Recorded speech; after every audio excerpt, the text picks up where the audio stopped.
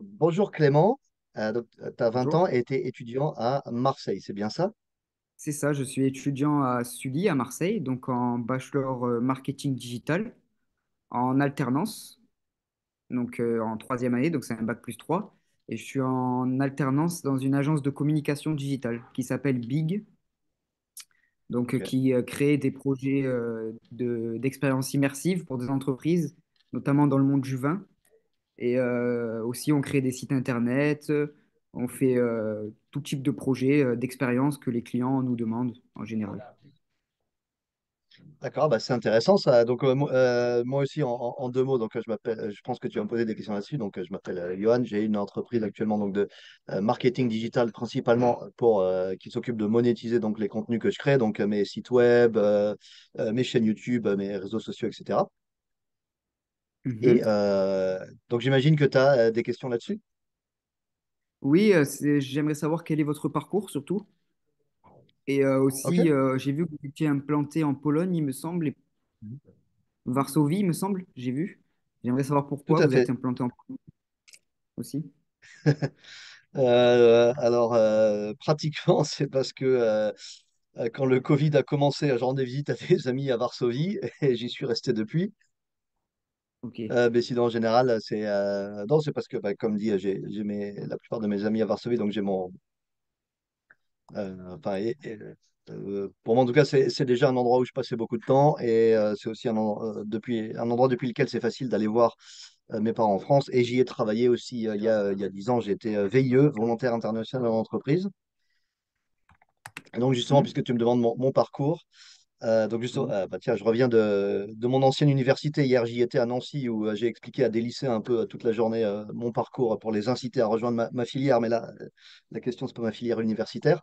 Mais donc, à la fin de mon master à l'université, donc j'ai fait un stage de fin d'études en entreprise, dans une entreprise de logistique. À la fin de ce stage, cette entreprise m'a proposé, vu que le stage s'était bien passé, de partir pour eux comme VIE, volontaire international en entreprise. Donc, je ne sais pas si tu connais, si tu es familier avec le concept. Non, pas du tout. Vous pouvez m'expliquer le concept? Ouais, donc en deux mots, sans rentrer dans les détails, donc c'est un contrat avec une agence d'État français. Donc, c'est pas réservé que aux ressortissants français, mais c'est principalement les entreprises françaises pour les ressortissants français qui l'utilisent. Donc, ça permet d'envoyer quelqu'un, un jeune forcément, puisqu'il faut avoir moins de 28 ans. On peut le faire qu'une seule fois dans sa vie.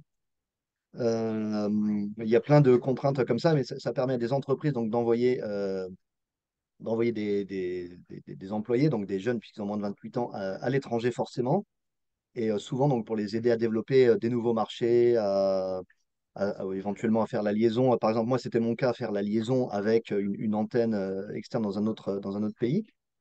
En pratique, on est employé par UbiFrance, donc une agence d'État, et UbiFrance facture la prestation à l'entreprise pour laquelle on travaille. UbiFrance, en fait, fait un peu l'intérim entre les deux. Ça permet à l'entreprise de pas avoir à faire quasiment aucune démarche administrative, c'est juste un contrat à signer. Il n'y a pas besoin de s'occuper de toutes les formalités quand on envoie quelqu'un à l'étranger. Déjà l'employé, rien que l'employé en France, ensuite les formalités pour l'envoyer à l'étranger. Et aussi, en plus, donc, il y a des avantages, vu que c'est pour ça que c'est un contrat qu'on peut faire qu'une fois dans sa vie. Donc, par exemple, il n'y a pas d'impôt, ni en France, ni à l'étranger. Enfin, il y a plein de choses comme ça. Donc, c'est un contrat assez particulier qui existe justement pour aider les entreprises françaises à se développer à l'étranger. Voilà, donc j'ai fait ça. Ce VIE, je l'ai fait d'abord en Ukraine, donc c'était en 2008 quand la crise économique a commencé. L'entreprise pour laquelle je travaillais a fermé l'antenne locale, donc j'ai pas pu terminer mon contrat là-bas. Et ensuite, j'ai terminé donc mon contrat pour leur compte dans une autre de leurs antennes à Varsovie, en Pologne. C'est pour ça que j'ai des liens avec ce pays depuis plus de 10 ans maintenant. Voilà.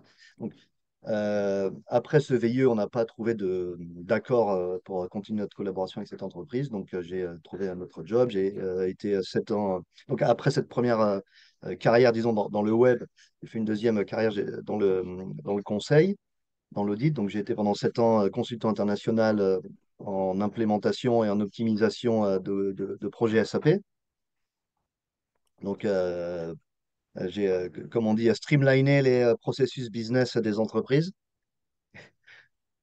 Alors, j'aime bien cette phrase parce que j'ai déjà entendu plusieurs fois prononcée par des comiques qui parlent des consultants pour dire qu'on comprend rien à ce qu'ils font. Ouais. Dans la pratique, en fait, c'est tout simple. Ça veut juste dire, quand ils mettent en place des nouveaux processus, s'assurer que les processus sont optimisés, qui respectent toutes les lois, toutes les meilleures pratiques du business, etc., et qui soient utilisables partout, donc aussi bien en interne dans l'entreprise, partout, que tous les bureaux de vente fassent les factures de la même manière, etc. Mais aussi en externe, que tous les clients soient capables, par exemple, s'ils ont de la reconnaissance automatique de facture, si on change le format de la facture, il faut que tous les clients puissent encore recevoir les factures. Enfin, voilà, pour simplifier des choses comme ça. Donc j'ai fait ça pendant 7 ans, c'était ma deuxième carrière. Maintenant, ça fait 5 ans que j'ai fini cette carrière. Ça fait 2 ans que j'ai ouvert mon entreprise en Pologne et donc je fais ma troisième carrière dans le marketing digital. Et donc j'ai une micro-entreprise en Pologne qui s'occupe de monétiser, de, de gérer voilà, mes créations digitales. Ok. Et vous êtes dans le marketing digital. Quelles sont pour vous les qualités d'être un bon marketeur digital? Les qualités à avoir? Alors, pour moi, déjà, il faut avoir des bonnes bases techniques. Ok. Moi, personnellement, d'après mon expérience, en tout cas dans le digital, il suffit pas simplement de savoir faire la pub, de manipuler les autres un peu, disons, comme c'est plus traditionnellement dans le marketing, je dirais, des médias traditionnels, papier, journal, TV. Dans le marketing digital, il faut être un peu plus créatif pour que ça marche. Il faut savoir comment les choses fonctionnent par derrière. Je pense qu'il faut être déjà plus ouvert et aussi être plus pointu techniquement.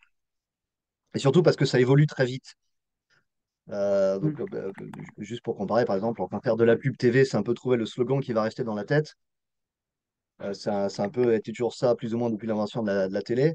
Alors que dans le digital, pour ce qui est marketing, pour ce qui est publicitaire, en tout cas, ça évolue très vite, ça change très rapidement. Il faut être capable de se mettre à jour les nouveaux médias.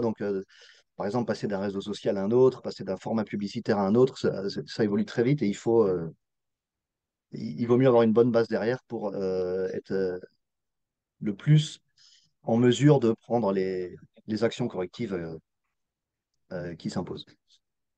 Voilà, donc ensuite la créativité, mais ça c'est comme partout dans le marketing, et pas que d'ailleurs, bien sûr la créativité, et aussi, mais ça rejoint un peu ce que j'ai dit avant, la curiosité, parce qu'en plus d'être en mesure de s'adapter, il faut aussi avoir la curiosité nécessaire déjà pour voir ce qui va arriver et aussi voir ce qui se fait ailleurs.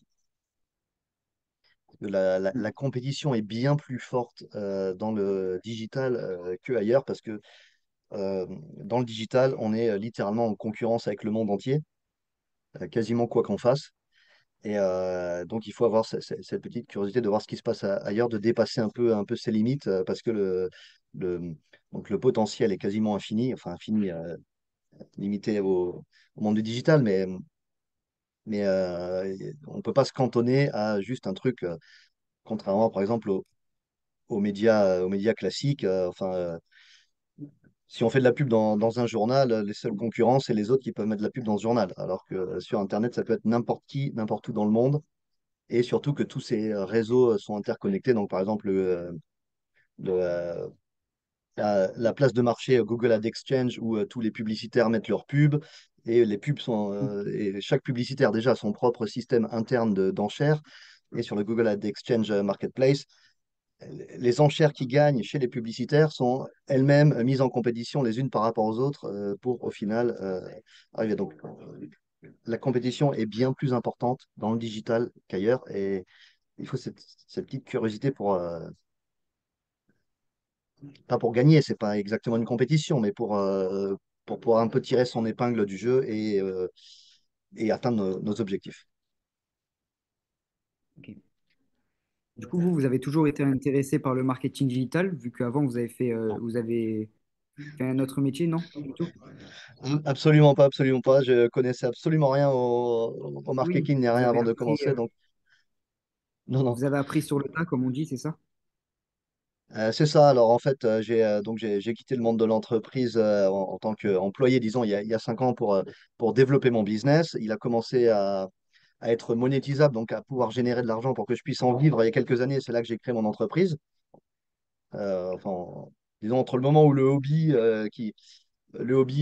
déjà, entre le moment où le hobby devient un complément de revenu et le moment où le complément de revenu devient un vrai business, donc un revenu complet et en plus qu'on peut employer d'autres gens, il y a quand même un monde.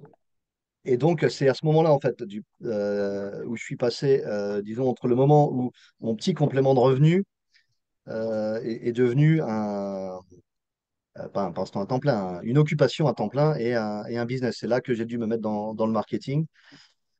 Et voilà, parce que moi, mon hobby, c'est de créer du contenu, c'est de faire des sites web. J'ai codé mon CMS de zéro. Oui. Moi, Oui. c'est ça qui m'amuse. Voilà, faire des vidéos, parler avec toi et d'autres étudiants, par exemple. Moi, c'est ça qui m'amuse, mais c'est pas Hmm. que ça que je fais de l'argent. Enfin, Ouais, je vois. la partie faire de l'argent c'est autre chose, quoi. Ok, Et voilà, donc je m'y suis mis un peu par nécessité. ok. Et vous êtes du coup inscrit depuis longtemps sur My Job Glasses. Vous avez fait beaucoup d'entretiens avec les jeunes. C'est quelque chose qui vous passionne ou qui vous intrigue ou ça vous permet d'avoir Euh, une relation? C'est ouais, ça fait à peu quelles près sont vos un an et attentes demi. surtout. Ok. Ouais, ça fait à peu près un an et demi. Je crois que c'est le 11e rendez-vous que j'ai par là, autour de 10 en tout cas. Comme j'ai dit, par exemple, hier, j'étais dans mon ancienne université pour aider les jeunes, donc lycéens en l'occurrence, à s'orienter éventuellement vers mon ancienne université, mais pas seulement. Euh, donc non, en fait, moi, si je fais ça, c'est parce que, comme dit, j'ai créé mon entreprise. Maintenant, j'ai la chance de pouvoir vivre de mon hobby. Et en plus de Hmm. pouvoir, j'ai deux assistantes à temps plein qui travaillent pour moi. Voilà, donc je suis très content de pouvoir faire ça. Et moi, ce qui me plaît dans la création de contenu en général, c'est de partager la connaissance au sens large, d'aider les autres. Voilà, c'est pour ça que je fais ça. C'est ça qui me plaît, c'est aider les autres, trouver les autres. Comme moi, quand j'ai essayé de développer mon business, comme tout le monde, hein. Enfin, je ne sais pas si tu parles beaucoup à d'autres créateurs d'entreprises, quelle que soit l'entreprise, hein. Même un Oui, boulanger, un artisan, c'est pareil. Quand on commence, tout le monde nous dit non, tout le monde essaie Hmm. de profiter de nous. Et les gros, ils nous disent toujours, vous êtes trop C'est petits vrai, pour qu'on fasse un contrat avec vous, vous avez rien. c'est vrai, c'est vrai. C'est ça. Ouais.